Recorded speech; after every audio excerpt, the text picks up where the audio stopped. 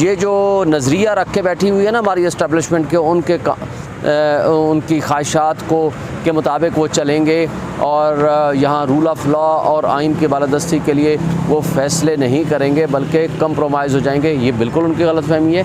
और जो PDM specially PMLN और पीपल्स पार्टी जो उनसे तवक्कुआत रख के बैठी हुई है वो कंप्रोमाइज़ करेंगे या वो इमरान ख़ान से बदले लेंगे या वो उनकी करप्शन चार्जेस के ऊपर आंखें बंद कर लेंगे, तो इस तरह का नहीं होने वाला। ये मेरी राय है और ये मैं आज से कई अर्सा पहले से मुस्तकिल ये कह रहा हूँ और कह चुका हूँ। हाँ, एक बात है, अब आगे उनके पास बहुत सारे चैलेंजेस हैं। ये चैलेंजेस आसान नहीं हैं क्योंकि इस वक्त मुल्क बेआइन हो चुका है, कानून की पामाली हो रही है, बुनियादी हुकूक मुअत्तल हो चुके हैं, चादर चार दीवारी का कोई तहफ़्फ़ुज़ नहीं है, मुल्क में इलेक्शंस नहीं हो रहे हैं, एक अनडिक्लेयर्ड किस्म का मार्शल लॉ लागू हुआ है। यानी आपके पास जमहूरियत है लेकिन नहीं है, आपके पास आइन है लेकिन एक्चुअली नहीं है, आपके पास कानून है लेकिन उसका इतलाक़ नहीं है, आपके पास बुनियादी हुकूक हैं लेकिन उसका इन्फोर्समेंट नहीं है। तो ये सारी चीज़ें और फैसले हुए हैं कि इलेक्शन कराए 90 डेज़ में, उनके ऊपर अमल दरामद नहीं हो रहा। ये मुश्किल चैलेंजेस हैं। अब ये चैलेंजेस का वक्त है और सुप्रीम कोर्ट में जो तकसीम है ये एक अलग सब्जेक्ट है और इन सारी चीज़ों से नबरद आज़मा होना काजी फ़ाइसा के लिए एक इम्तिहान तो होगा ही होगा। लेकिन मैं ये समझता हूँ कि तारीख़ में उनके पास 13 महीने हैं। क्या तारीख़ में वो इतना ऊंचा नाम लिखवाना चाहते हैं, ये भी उन पर मुनहसर है। क्या तारीख़ में वो अपने आप को गुमनाम करके जाना चाहते हैं, ये भी उन पर मुनहसर है। फर्दर उनकी परफॉर्मेंस साबित करेगी कि वो किस तरह का चीफ़ जस्टिस साबित होते हैं। बंदियाल साहब क्या लेके जा रहे हैं?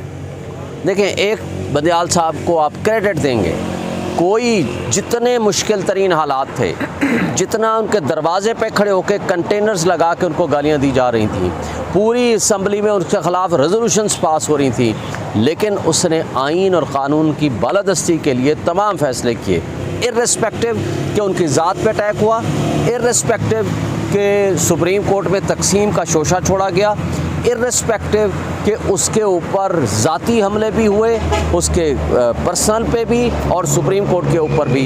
इन सारे हमलों के बावजूद उसने अपने आप को तहम्मुल का मुजाहरा करते हुए आइन और क़ानून की बालादस्ती के लिए काम किया, वरना उसके लिए भी बड़ा आसान था, कोई भी तरीका कर लेता, वापस भेज देता नीचे वाली हाई कोर्टों को, वहाँ से फ़ैसले आएंगे फिर देखी जाएगी। लेकिन उनके फ़ैसले बहरहाल तारीख़ में याद रखे जाएंगे। लेकिन एक चीज़ रह जाएगी, वो है अमल दरामद। ये उन्होंने करना था, ये उनका जो क्रेडिट है वो थोड़ा सा डिसक्रेडिट में टू सम एक्सटेंट चला जाता है। वो फैसलों पे अमल दरामद अगर नहीं भी करा सके थे, उनको चाहिए था किसी एक शख्स को, 2 को, 5 को सिंबॉलिक सज़ा दे देते। एटलीस्ट ये साबित हो जाता कि जिसने आइन की खिलाफ वर्जी की है, कानून की खिलाफ वर्जी की है, आइन और क़ानून ने उसको सज़ा दी। सर, साइफर के वजह से आपने एक पिटीशन दायर किया, आपको क्या उम्मीद लग रही है? ये जो सदर से मुताल्लिक़ नोटिफिकेशन उन्होंने अपना एक सोशल मीडिया अकाउंट पर इसका इज़हार किया था कि मैंने बिल पर दस्तखत नहीं किए। देखें, बिल पे जब दस्तखत उन्होंने नहीं किए ना 75(1) के तहत डीम टू बी लॉ नहीं बन सकता। या वो दस्तखत करेंगे या वो वापस भेजेंगे और दोबारा असम्बली उसको पास करेगी, तो दोबारा जब उनके पास आएगा आर्टिकल 75 सब आर्टिकल 2 के तहत, फिर उनके पास 10 दिन हैं। अगर वो साइन कर देंगे ठीक है, वरना 10 दिन के बाद that bill will be deemed to be a law. लिहाजा ये गज़ट नोटिफिकेशन जो मिनिस्ट्री ऑफ लॉ ने किया है बिल्कुल टोटल गलत है, इलीगल है, अनकॉन्स्टिट्यूशनल। साहब, अभी तक तो आइन और कानून की PTI बात करती है कि आइन और कानून के मुताबिक चीज़ें होनी चाहिए, लाकानूनियत है मुल्क में। आपकी अपनी जमात के प्रेसिडेंट हैं, अभी तक आइन और कानून उन्हें समझ नहीं आया कि उन्होंने इंतखाबात की डेट देनी है, 90 दिनों के अंदर अंदर इंतखाबात का इनेकाद यकीनी बनाना है, तो आप किसे समझा सकेंगे? अपनी पार्टी के प्रेसिडेंट है आपकी। पहली बात तो ये है कि प्रेसिडेंट जब वो इलेक्ट हो गए तो वो किसी पार्टी के नहीं रहे, वो आइनी सदर हैं पाकिस्तान के, वो सुप्रीम कमांडर हैं आर्मी के, वो पार्लियामेंट का हिस्सा हैं। उनको हमने मुतालबा भी किया है, मैंने प्रेस कॉन्फ्रेंस की है पिछले हफ्ते, मुतालबा किया है ख़त की सूरत में भी और डिमांड की सूरत में भी। हमने कहा है फौरी तौर पर आर्टिकल 48 सब आर्टिकल 5 के तहत तारीख़ दें, और अगर वो नहीं देंगे तो जिस तरह इलेक्शन कमीशन ने जुर्म किया है, प्रेसिडेंट ऑफ पाकिस्तान का भी ये आइनी जुर्म होगा।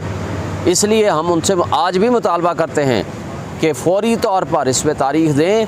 ये आपकी अख्तियार नहीं है ये आपकी लीगल एंड कॉन्स्टिट्यूशनल ऑब्लिगेशन है